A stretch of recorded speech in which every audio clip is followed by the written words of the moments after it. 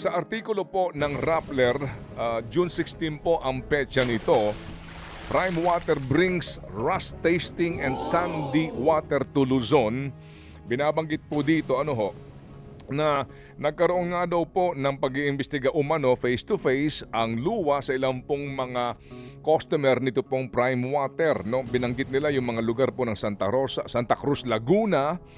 Residents complained that water is consistently sandy, mabuhangin daw, and has low to no pressure at all, particularly in the morning. Wala daw pong tubig, lalo na sa umaga. Sa Lucena, Quezon ay nagreklamo daw mga taga roon, baby girl, na brownish water most of the time. Kulay daw pong lupa ang tubig na lumalabas sa kanilang gripo. Kadalasan, water that is often dirty and foul-smelling. May amoy ang tubig. Sa Tayabas, Pagbilao, Quezon ay binabanggit daw po nila na yun daw pong tubig doon only in the morning, some for only 2 hours, others for only half an hour. Sila po ay nagsasabi din na ang kanila daw pong sitwasyon sa supply ng tubig ay worsened, tumindi, lumubha.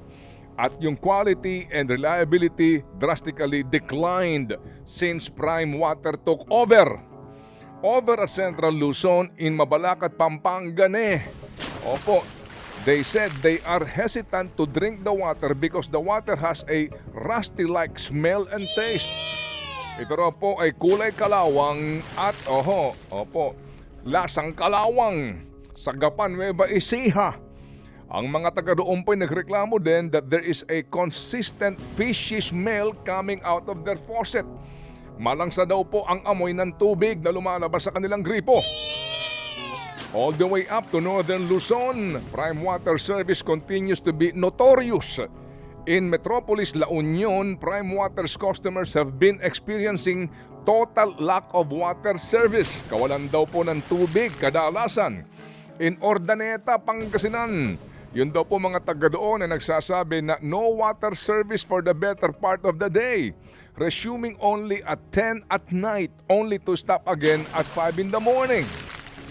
At binabanggit din po dito, ni Luwa Administrator Jose Salonga, na yun daw pong Prime Water ay nagsumiti sa kanila ng catch-up plan to improve the services. Some areas like San Jose del Monte, Bulacan had already pre-terminated the joint venture agreement, although the legalities of that are uncertain. Since the contracts are valid for 25 years.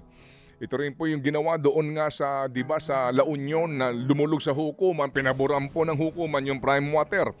Dahil nga ito po joint venture agreement na 25 years nga po. Ang sabi po naman mga kaibigan, sa naturang report pa rin, so sabi daw ho nitong si Salonga sa Malacanang briefing, so we're taking a look at whether they can really do this, and we are trying to match it with a feasible, is it feasible or meron bang mas mabilis na makakagawa nito? Tayo dyan. So that's what we're looking at right now, sabi po ni Salonga sa press briefing sa Malacanang. Prime Water mga kapatid ay lumawak ang kanya pong mga lugar na kung saan po nagkaroon ng joint venture agreement sa panahon ng panunungkulan ng dating Pangulong Duterte. According to Prime Water's website, there are 77 joint venture agreements nationwide. There could have been 90 overall, sabi po ng Rappler report. Some count more than 100. The disparity could be attributed to the fact that in some provinces, there is one metropolis contract that covers multiple cities and municipalities. Prime Water Incorporated in 2006 and is wholly owned subsidiary of Prime Asset, which is owned by Manuel Paulo A. Villar, the brother of Mark and incoming Senator Camille Villar, all children of the country's richest couple, Manny and Cynthia Villar, themselves both former senators.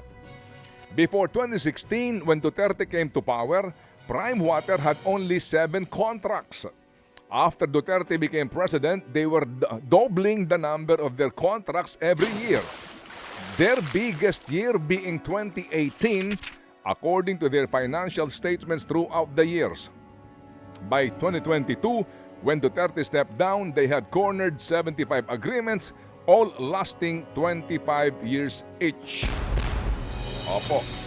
Ito po yung report. You can check it out sa website po ng Rappler mismo, and we give credit po to them dito nga po sa report nilang ito.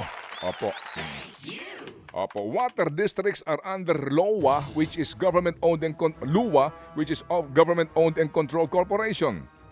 Alright, the board members are appointed or their appointments are finalized by either mayors or governors, which also puts local governments under scrutiny on what they have on why they have tolerated this years long of bad service.